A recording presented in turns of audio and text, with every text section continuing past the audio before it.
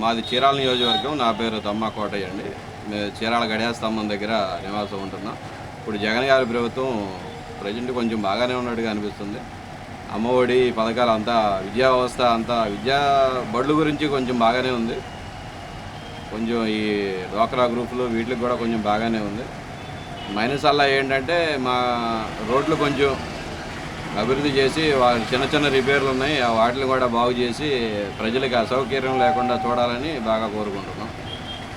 ఓవరాల్గా చెప్పాలంటే మిశ్రమ స్పందన, అటు ఇటు కాకుండా కొంచెం అటు ఇటుగా ఉంది. అభివృద్ధి కొంచెం చేస్తే ఇంకా జగనన్న బాగా అభివృద్ధి చెందుతాడు, బాగా ఓట్లు పడతాయి. చీరాల్లో కూడా కొంచెం అభివృద్ధి పర్వాలేదు.